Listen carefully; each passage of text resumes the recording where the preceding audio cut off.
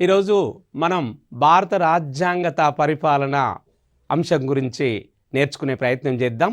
అయితే తెలంగాణ శాటిలైట్ కేంద్రం ద్వారా ఈ యొక్క భారత రాజ్యాంగత పరిపాలన అంశాన్ని అంటే కాన్స్టిట్యూషన్ అండ్ గవర్నెన్స్ అంశం మీద మనము నేర్చుకొని వివిధ గ్రూపులకు union public service commission, Telangana state public service commission competitive ఎగ్జామ్స్కి ప్రిపేర్ అవుతున్నటువంటి ఉద్యోగార్థుల ప్రయోజనం కొరకై తెలంగాణ శాటిలైట్ వాళ్ళు అందిస్తున్న ఈ పథకాన్ని మీరు ఉపయోగించుకుంటారని మీ అందరికీ నమస్కారాలు తెలియజేస్తూ ప్రారంభించుకుందాం. భారత రాజ్యాంగం దేశంలో అత్యున్నత శాసనం. ఎలా? భారత పార్లమెంట్లో చాలా శాసనాలు తయారు చేస్తారు, కానీ మరి అన్ని శాసనాల మీద గొప్పనైన శాసనం ఏదంటే భారత రాజ్యాంగం. భారత రాజ్యాంగాన్నే మనం భారత రాజ్యాంగం అని పిలుచుకుంటాం. ఇది భారత ప్రభుత్వం పనిచేయు విధానాన్ని తెలియపరుస్తుంది. దీంట్లో ఉన్నటువంటి మరి నియమ నిబంధనలు ఈ ప్రపంచంలోకెల్లా పెద్దదైనటువంటి భారత రాజ్యాంగాన్ని రచించారు. ఎలా? మరి ఈరోజు అమెరికా రాజ్యాంగం చాలా చిన్న రాజ్యాంగం, మరి ఇంగ్లాండ్ రాజ్యాంగం అలిఖిత రాజ్యాంగం, అట్లనే ఫ్రెంచ్ రాజ్యాంగం, అలానే ఆస్ట్రేలియన్ రాజ్యాంగం, ఇలా రకరకాల రాజ్యాంగాలను మన భారత రాజ్యాంగ పరిషత్ వాళ్ళు తెప్పించి మరి ఎవరు రాయాలి ఈ రాజ్యాంగాన్ని, ఆ యొక్క న్యాయపరమైన అంశాలలో నిపుణులు ఎవరు అని ఏరికోరి అమెరికాను అడిగితే మా దేశానికి ఎందుకు వస్తారండి, మీ దేశంలో డాక్టర్ బిఆర్ అంబేద్కర్ గారు ఉన్నారు, వాళ్ళు చాలా సబ్జెక్ట్ ఎక్స్పర్టు, ఆయన ద్వారా ఒక రాజ్యాంగ రచనా సంఘాన్ని ఏర్పాటు చేసుకొని ఆయన ద్వారా మీ భారతీయ పరిసరాలకు అనుగుణంగా మీ యొక్క కల్చర్, మీ యొక్క ట్రెడిషన్, మీ యొక్క యూసేజ్కి అనుగుణంగా రాజ్యాంగాన్ని రాసుకోమని అప్పుడు అమెరికా వాళ్ళు ఇచ్చిన సలహా ప్రకారము భారత రాజ్యాంగ పరిషత్ అధ్యక్షులైన డాక్టర్ బాబు రాజేంద్ర ప్రసాద్ గారు అధ్యక్షతన ఏర్పడిన రాజ్యాంగ పరిషత్తులో ఒక కమిటీ రాజ్యాంగ రచనా సంఘం, దీన్ని డ్రాఫ్టింగ్ కమిటీ అని ఇంగ్లీష్లో అంటారు. దీనికి డాక్టర్ బాబా సాహెబ్ అంబేద్కర్ గారిని అధ్యక్షతగా ఉంచి మొత్తం 7 సభ్యులతో కూడుకున్న కమిటీని నియమించి రాజ్యాంగ రచనకు ఉపయోగించారు. ఆ రాజ్యాంగాన్ని 2 సంవత్సరాల 11 నెలల 18 రోజులు రాసి 64 లక్షల రూపాయల ఖర్చుతో 251 పేజీలు ఒరిజినల్ ప్రతి. మరి ఏ భాషలో రాసిండ్రని మీ డౌటు.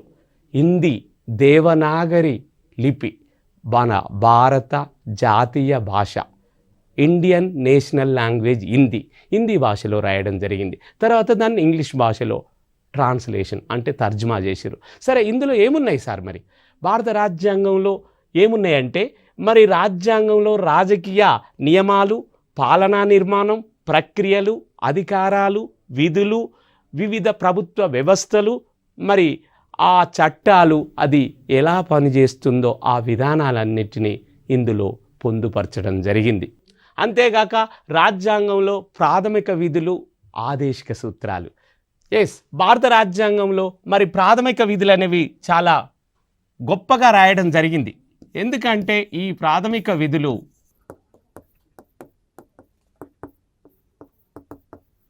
ఈ ప్రాథమిక విధులకు ఉన్నటువంటి ప్రావీణ్యత, గొప్పతనం ఏందనేది మీరందరూ తెలుసుకోవాలని కోరుకుంటారు. ఈ భారత ప్రజలకు భారత రాజ్యాంగ నిర్మాతలు అందించిన ఒక ముఖ్యమైన అంశం ఏంటంటే ప్రాథమిక విధులు. ఈ విధులను నిర్వహిస్తూ ప్రాథమిక హక్కులను పొందొచ్చు. మరి ఈ ప్రాథమిక విధులు ఎక్కడి నుంచి నేర్చుకున్నాం మనం? ఎక్కడి నుంచి తీసుకున్నాం? రష్యా రాజ్యాంగం నుంచి తీసుకున్నాం. మరి ఈ ప్రాథమిక విధులు భారత రాజ్యాంగంలో 4వ భాగంలో పొందుపరచడం జరిగింది. అదేవిధంగా ఈ ప్రాథమిక విధులతో పాటు ఇంకా ఏమి ఇచ్చిర్రు అనేది ఇప్పుడు మనం నేర్చుకుందాం. ప్రాథమిక హక్కులు.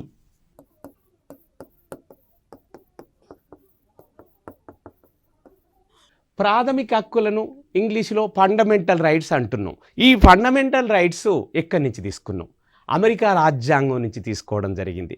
ఈ ప్రాథమిక హక్కులకు ఇంత ప్రసిద్ధత ఎలా వచ్చింది అంటే భారతదేశంలో ఉండబడిన ప్రజలందరికీ ప్రాథమిక హక్కులు. పక్షికి రెక్కలు ఎలాగో ప్రజలకు హక్కులు అలాగా. ఎందుకు? మరి ప్రాథమిక హక్కులను ఏదైనా ప్రభుత్వేతర సంస్థ కావచ్చు, ప్రభుత్వ సంస్థ కావచ్చు, వివిధ వ్యక్తులు కావచ్చు, ఈ హక్కులను ఉల్లంఘించినప్పుడు మనము ఈ హక్కులను పరిరక్షణ కొరకై భారత న్యాయస్థానాలకెళ్ళి రాష్ట్రాలలో రాష్ట్రాల హైకోర్టులు, మరి భారతదేశం మొత్తానికి ఏమున్నది సార్? సుప్రీంకోర్టు. భారతదేశంలో అత్యున్నతమైన న్యాయ వ్యవస్థ ఎవరంటే భారత సుప్రీంకోర్టు. ఆ సుప్రీంకోర్టుకి వెళ్ళి మరి ఆర్టికల్ 31 ప్రకారం, ఆర్టికల్ 31 భారత రాజ్యాంగంలో పొందుపరిచిన నిబంధన. ఈ నిబంధన ఏం తెలియజేస్తుంది? ఈ నిబంధనను ఆసరా చేసుకొని ఎవరైతే ప్రాథమిక హక్కుల ఉల్లంఘనకు గురి చేయబడ్డ వ్యక్తులు ఉన్నారో మరి వాళ్ళు వెళ్ళి సుప్రీంకోర్టు ద్వారా తమ ప్రాథమిక హక్కులను రక్షించుకునేటువంటి అవకాశాన్ని, వీలును భారత రాజ్యాంగ నిర్మాతలు మన భారత ప్రజలకు కల్పించారు. అలా ప్రాథమిక హక్కులు చాలా గొప్పనైన అంశం. మరి ఎక్కడ పొందుపరిచారు సార్ ఈ ప్రాథమిక హక్కులను? భారత రాజ్యాంగంలో మరి 3వ అధ్యాయంలో 12వ నిబంధన మొదలు 12వ నిబంధన నుండి మరి 35వ నిబంధన వరకు భారత రాజ్యాంగంలో 3వ అధ్యాయంలో అంటే 3వ భాగంలో 12వ నిబంధన మొదలు 35వ నిబంధన వరకు ప్రాథమిక హక్కులను పొందుపరచడం జరిగింది. మరి ఈ ప్రాథమిక హక్కులు దేని గురించి తెలియజేస్తాయి? ప్రజలకు రక్షణ, స్వేచ్ఛను గురించి తెలియజేస్తాయి. కాబట్టి పౌర విధులు, ప్రాథమిక హక్కులు, ఆదేశిక సూత్రాలు రాజ్యాంగంలో పొందుపరచడం జరిగింది. భారత రాజ్యాంగం కార్యనిర్వాహక వర్గం శాసనసభకు బాధ్యత వహించేటట్లు పార్లమెంటరీతర ప్రభుత్వ విధానాన్ని మన రాజ్యాంగ నిర్మాతలు రూపొందించారు. ఎందుకు అంటే భారత ప్రజలకు అవసరమైన శాసనాలను భారత పార్లమెంటు తయారు చేస్తుంది. ఆ శాసనాలను అమలుపరిచే శాఖ కార్యనిర్వహణ శాఖ. కార్యనిర్వహణ శాఖను ఏమంటాం మనం? మంత్రి మండలి అంటాం. మరి పార్లమెంటులో శాసనాలను తయారు చేసే శాసన నిర్మాణ శాఖను ఏమంటాం? ప్రజాప్రతినిధులు అంటాం. అంటే మెంబర్ ఆఫ్ పార్లమెంటు. రాష్ట్రాలలో అసెంబ్లీలో పనిచేసే వాళ్ళని ఏమంటాం? మెంబర్ ఆఫ్ లెజిస్లేటివ్ అసెంబ్లీ, ఎమ్మెల్యేలు. అంటే వీళ్ళు శాసన నిర్మాణ శాఖ కింద పరిగణించబడతారు. ఎవరు? ఎమ్మెల్యేలు, ఎంపీలు, ఎమ్మెల్సీలు. ఎంపీలు కేవలం పార్లమెంటులో 2 సభలలో, పార్లమెంట్ అంటే 2 సభలతోని కూడుకుంటుంది. ఎగో సభను రాజ్యసభ అంటారు, దిగో సభను లోక్సభ అంటారు. మరి రాష్ట్రాలలో విడివిడిగా రాష్ట్ర శాసనసభలు ఉంటాయి. ఆ రాష్ట్ర శాసనసభలలో అసెంబ్లీలని 2 ఉంటాయి. రాజ్యాంగ పరిషత్తు ఉంటుంది. రాజ్యాంగ పరిషత్తుకి ఎన్నికైన సభ్యులను ఎమ్మెల్సీలు, మెంబర్ ఆఫ్ లెజిస్లేటివ్ కౌన్సిల్, విధాన పరిషత్, విధాన మండలి అంటారు. ఇకపోతే ఎమ్మెల్యేలు ఉంటారు, మెంబర్ ఆఫ్ లెజిస్లేటివ్ అసెంబ్లీ. వాళ్ళు ప్రజలు ప్రత్యక్షంగా డైరెక్ట్ ఎన్నిక ద్వారా, ఎమ్మెల్సీలు పరోక్ష ఎన్నిక ద్వారా. అలానే భారత పార్లమెంట్లో లోక్సభలో సభ్యులు భారతదేశాన్ని వివిధ నియోజకవర్గాలుగా 543 నియోజకవర్గాలుగా, ఎన్ని? 543 ఇది తయారు చేసి ఒక్కొక్క నియోజకవర్గం నుంచి ఒక్కొక్క ఎంపీని లోక్సభకి ఎన్నుకుంటారు. రాజ్యాంగ సభ, పెద్ద సభ అయినటువంటి మరి ఏదైతే రాజ్యసభలో వాళ్ళు ఎంపీలు ఇండైరెక్ట్గా పరోక్ష ఎన్నిక ద్వారా కొంతమందిని ఎమ్మెల్యేలు ఎన్నుకోవడం, కొంతమందిని ఇంకా వివిధ రూపాలలో ఎన్నుకోవడం జరుగుతుంది. ఈ విధంగా కార్యనిర్వాహక వర్గం ఏర్పడుతుంది. శాసనసభకు ఈ కార్యనిర్వాహక వర్గం అంటే మంత్రిమండలి బాధ్యత వహించే విధంగా జవాబుదారీతనాన్ని, అంటే మనం బ్రిటిష్ వాళ్ళతోని పరిపాలించబడ్డం కాబట్టి ఆ బ్రిటిషు పరిపాలనకు అలవాటు పడ్డం కాబట్టి అప్పుడే చర్చ జరిగింది. ఏ రాజ్యాంగాన్ని తీసుకుందాం?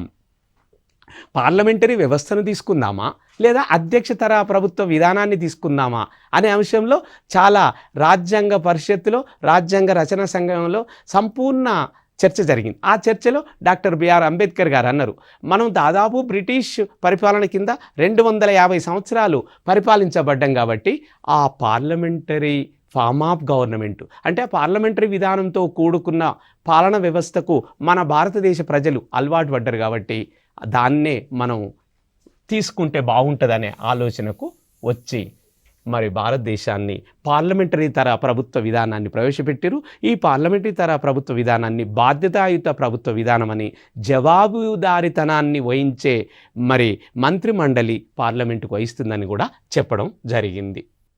భారత రాజ్యాంగం యొక్క ముఖ్య లక్షణాలు. భారత రాజ్యాంగం యొక్క ముఖ్య లక్షణాలు మనం ఎలా చెప్పుకుందామంటే, మరి ఎలా ఉన్నాయి, ఎన్ని లక్షణాలతోని ఈ భారత రాజ్యాంగం కూడుకొని ఉన్నది మనం ఇప్పుడు 14-15 లక్షణాలతోని ఈ భారత రాజ్యాంగం కూడుకొని ఉన్నది. ప్రపంచంలో అతిపెద్దనైన భారత రాజ్యాంగాన్ని భారత రాజ్యాంగ నిర్మాతలు నిర్మించారు. దాని గురించి మనం ఇప్పుడు నేర్చుకునే ప్రయత్నం చేద్దాం. ఒకటి లిఖిత రాజ్యాంగం. హిందీలో లిఖ్నా అంటే రాయుట. అంటే ఇక్కడ అర్థమైంది భారతదేశ రాజ్యాంగం రచించబడినది. భారత ప్రభుత్వాలు ఎలాంటి ఏ నియమ నిబంధనలు ఏ సూత్రాలతోని పరిపాలన అటు కేంద్ర ప్రభుత్వం కానీ ఇటు రాష్ట్ర ప్రభుత్వాలు కానీ చెయ్యాలో ఈ రాజ్యాంగంలో పొందుపరిచారు. అది రాతపూర్వకంగా ఉన్నది. సార్ మరి రాతపూర్వకంగా లిఖిత రాజ్యాంగం అంటారు, ప్రపంచంలో రాతపూర్వక లేని రాజ్యాంగాలు కూడా ఉంటాయా అనే ఆ డౌటు మీలో ఉద్యోగార్థులకు రావాల్సిన అవసరం ఈ సందర్భంగా ఉందండి. ఎస్, మీ డౌటు వాస్తవమే. ఎలా అంటే లిఖిత రాజ్యాంగాలు ఉంటాయి, అలిఖిత రాజ్యాంగాలు కూడా ఉంటాయి. అలిఖిత అంటే మరి రాయబడని రాజ్యాంగాలు. మరి అలిఖిత రాజ్యాంగాలకు ప్రపంచంలో గొప్పనైన ఉదాహరణ ఎవరు సార్? అలిఖిత రాజ్యాంగానికి ఈ ప్రపంచంలో గొప్పనైన ఉదాహరణ ఎవరంటే ఇంగ్లాండ్కు రాజ్యాంగం రాయబడలేదు. వాళ్ళది లిఖిత రాజ్యాంగం కాదు, వాళ్ళది అలిఖిత రాజ్యాంగం. అంటే వాళ్ళు మరి ప్రతి సంవత్సరం జరిగే కన్వెన్షన్స్ ప్రకారము, తర్వాత వాళ్ళ ట్రెడిషన్స్, యూసేజెస్, కస్టమ్స్ అంటే ఆచారాలు, వ్యవహారాలు, సంప్రదాయాల ప్రకారము అక్కడ పద్ధతులు ఉంటాయి. దాని ప్రకారమే ఆ ప్రభుత్వాలు పరిపాలన చేస్తాయి. కానీ భారతదేశంలో అలా కాదు. మనకు రాయబడిన రాజ్యాంగం ఉంది, ఇది అత్యున్నత శాసనము, అందుకనే దీన్ని లిఖిత రాజ్యాంగం అన్నారు. ఇకపోతే కొంత దృఢమైన మరికొంత సరళమైన మరి లక్షణాలు ఉంటాయి. అంటే దృఢం అంటే రిజిడ్. దృఢానికి మనం ఏమని చెప్పుకుంటాం సార్? రిజిడ్. మళ్ళా కొంత ఫ్లెక్సిబుల్. ఇక్కడ మనం నేర్చుకుందాం. రిజిడ్ అంటే ఏంది? రాజ్యాంగంలో మారుతున్న కాలమాన పరిస్థితులకు ఏదన్నా మనము లోపల చేర్చాలన్నా, మరి మారుతున్న కాలమాన పరిస్థితులకు రాజ్యాంగంలో ఉన్న ఒక అంశాన్ని తొలగించాలన్నా దృఢంగా అంటే చాలా కఠినమైన పద్ధతులను ఉపయోగించాలి. పార్లమెంటులో మరి ఆ చట్టాన్ని ప్రవేశపెట్టి 2/3 మెజారిటీ సభ్యులతో తీర్మాన చేయాల్సిన అవసరం ఉంటుంది. అందుకని కొంత దృఢమైన లక్షణాలు, మళ్ళీ కొన్ని ఫ్లెక్సిబుల్ సరళమైన అంటే రాజ్యాంగాన్ని సవరించడానికి మరి సులభతరమైన పద్ధతులు. మరి రాజ్యాంగాన్ని సవరించడానికి ఏ ఆర్టికల్ భారత రాజ్యాంగంలో దీని గురించి చెప్తుంది సార్ అనే డౌట్ మీలో రావాలి. ఎస్, భారత రాజ్యాంగంలోని 368వ ఆర్టికల్ నిబంధన భారత రాజ్యాంగాన్ని సవరించడానికి ఏర్పాటు చేయబడ్డది. ఆర్టికల్ ఎంత అండి? 368. ఈ ఆర్టికల్ 368 ప్రకారం భారత రాజ్యాంగాన్ని సవరించడానికి అది వెసులుబాటు కల్పించింది. అంటే దృఢ లక్షణాలను సవరించాలన్నా, కొన్ని ఫ్లెక్సిబుల్ అంటే సరళ రాజ్యాంగ లక్షణాలను మార్చుకోవాలన్నా ఈ వెసులుబాటును భారత రాజ్యాంగ నిర్మాతలు భారత ప్రజలకు కల్పించే స్వేచ్ఛను భారత రాజ్యాంగంలో పొందుపరిచారనే విషయాన్ని మనం ఇక్కడ నోటీస్ చేసుకోవాల్సిన అవసరం ఉన్నది. కాబట్టి దృఢ మరియు సరళం. ఇకపోతే ప్రజాస్వామ్య నియమాలు, డెమోక్రటిక్ వాల్యూస్, డెమోక్రటిక్ రూల్స్, నియమ నిబంధనలు, రూల్స్ అండ్ రెగ్యులేషన్స్ ఉంటాయి. ఎలా? ఇది ప్రజల చేత ప్రత్యక్షంగా పరిపాలించబడుతున్న ప్రభుత్వం అండి. డెమోస్ అనేటువంటి పదంలో మరి ఇక్కడ మనం నేర్చుకోవాలి. డెమోస్ అంటే ఇక్కడ ప్రజలు అని అర్థం.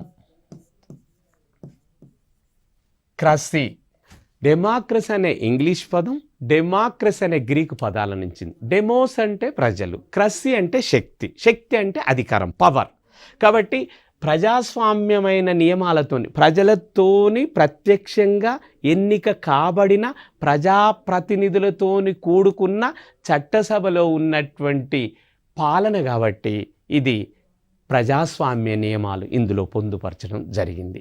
అదేవిధంగా ప్రాథమిక హక్కులు, ఆదేశిక నియమాలు ఇంతకుముందే చెప్పుకున్నాం. మనం ప్రాథమిక హక్కులను కోర్టు ద్వారా మనం వెళ్ళి పరిరక్షించుకోవచ్చు. అదేవిధంగా ఆదేశిక నియమాలు అనేవి కేవలము భారత రాజ్యాంగ నిర్మాతలు కేంద్ర రాష్ట్ర ప్రభుత్వాలకు ఇచ్చిన ఆదేశాలు మాత్రమే. వీటిని ఎవరన్నా ఈ ఆదేశిక నియమాలను రాష్ట్ర ప్రభుత్వాలు కానీ కేంద్ర ప్రభుత్వం కానీ ఉల్లంఘించినచో మనము వాటిని కోర్టుల ద్వారా రక్షణ పొందే అవకాశం భారత రాజ్యాంగంలో భారత రాజ్యాంగ నిర్మాతలు పొందుపరచలేదు. ఈ విషయాన్ని గుర్తుపెట్టుకోండి మీరు. ప్రాథమిక హక్కులకు ఆదేశిక నియమాలకు లేదా ఆదేశిక సూత్రాలకు ఉన్న తేడా ఏంటంటే, ప్రాథమిక హక్కులు ప్రజలకు కానీ వివిధ సంస్థలకు కానీ ఉల్లంఘించబడినప్పుడు అది ప్రభుత్వం చేసినా ప్రభుత్వేతర సంస్థలు చేసినా వివిధ వ్యక్తులు చేసినా మనము న్యాయస్థానాలకు వెళ్ళి వాటిని పరిరక్షించుకునే అవకాశము భారత రాజ్యాంగంలో పొందుపరచబడింది. అదేవిధంగా ఆదేశిక సూత్రాలను ఎవరన్నా ఉల్లంఘించినచో వాటిని మనం కోర్టులకు న్యాయస్థానాలకు వెళ్ళి రక్షించుకునే అవకాశము రాజ్యాంగంలో లేదు. ఇది చాలా గుర్తుంచుకోవాల్సిన అవసరం ఏంటంటే, భారత రాజ్యాంగంలో పొందుపరచబడిన ప్రాథమిక హక్కులకు ఆదేశిక నియమాలకు ఉన్నటువంటి తేడా, వాటి మధ్యన ఉన్నటువంటి అంతరం. ఇకపోతే ప్రాథమిక విధులను ఎక్కడి నుంచి తీసుకోవడం జరిగిందనేది ఇక్కడ చెప్పుకుంటే, ప్రాథమిక విధులను ఐర్లాండ్ రాజ్యాంగం నుంచి తీసుకోవడం జరిగింది. మరి ఆదేశిక నియమాలను ఎక్కడి నుంచి తీసుకోవడం జరిగింది? ఆదేశిక నియమాలను మరి మనము ఎక్కడి నుంచి తీసుకోవడం జరిగిందంటే, ఈరోజు ఆదేశిక నియమాలను ఐర్లాండ్ రాజ్యాంగం నుంచి, ప్రాథమిక విధులను మటుకు రష్యా రాజ్యాంగం నుంచి తీసుకోవడం జరిగింది. మరి ఇక్కడ రష్యా రాజ్యాంగం, తర్వాత ఐర్లాండ్ రాజ్యాంగం, ప్రాథమిక హక్కులను అమెరికా రాజ్యాంగం నుంచి తీసుకోవడం జరిగింది. ఈ చాలా ఇంపార్టెంట్గా మీరు గుర్తుపెట్టుకోవాల్సిన అవసరము ఉన్నది. ప్రాథమిక హక్కుల విషయానికి వస్తేనేమో ఇది అమెరికా, యుఎస్ఏ. మరి ఆదేశిక నియమాలకు వచ్చినప్పుడు ఐర్లాండ్. ఇది మరి ప్రాథమిక విధులకు వచ్చినప్పుడు యుఎస్ఎస్ఆర్. యుఎస్ఎస్ఆర్ అంటే union of Soviet socialist republic. ఇప్పుడు రష్యా అని పిలుచుకుంటున్నాం. 1991లో యుఎస్ఎస్ఆర్ విడిపోయింది.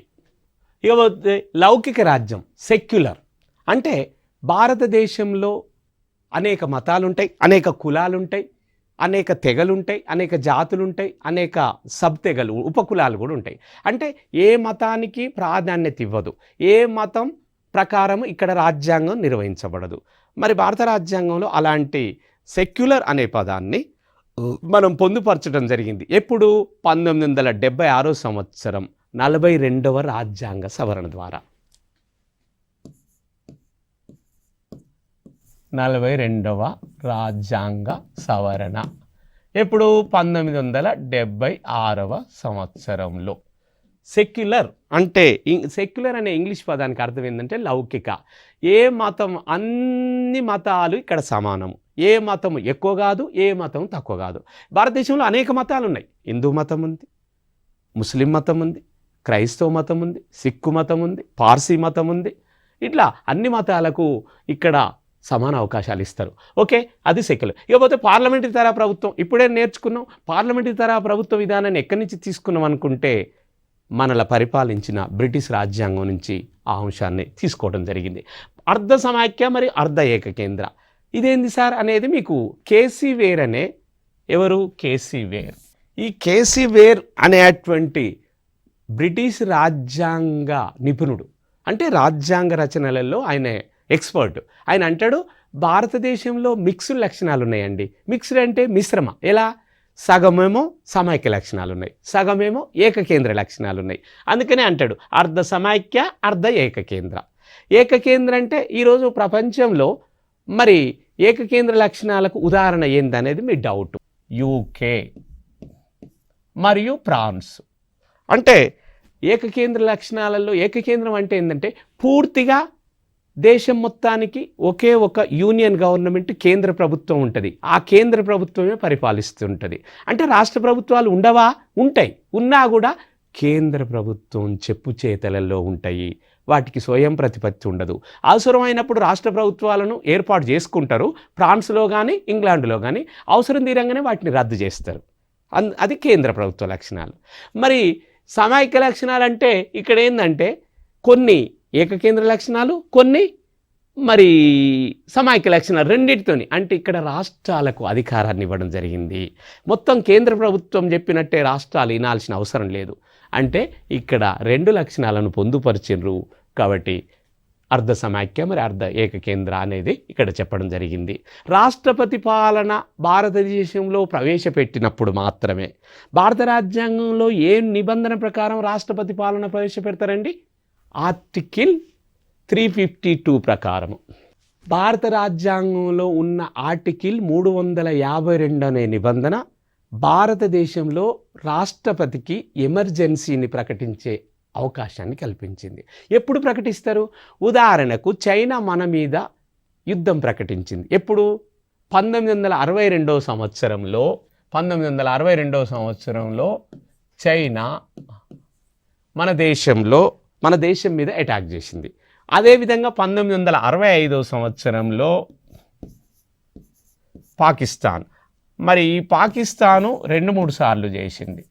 1965లో చేసింది, 1971లో కూడా చేసింది. మరి ఎప్పుడైతే ఇతర దేశము మన భారత భూభాగంలో సరిహద్దులు దాటి మన దేశం మీదకి వచ్చి అటాక్ చేసినప్పుడు దేశంలో ఎమర్జెన్సీని విధించాల్సిన పరిస్థితులు ఉత్పన్నమవుతాయి.